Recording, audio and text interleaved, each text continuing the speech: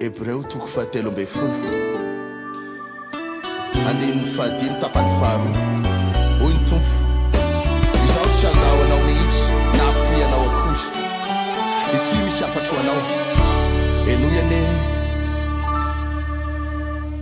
Ramai mikichuka tiitizayale Ferievicha finutaucha anatyalimbe Ramatyarutunafu narinirusakais iti mitafatuana Jamais sinamikichuka siitizayale Ferievicha fenutaucha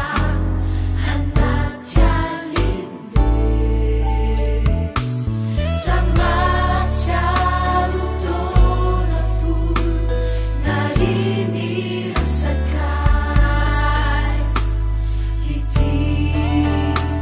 misyafajuana siwire salaci faizitenati simanawana zeso simafuyanjanja imasuna faizitsimana simanawana zeso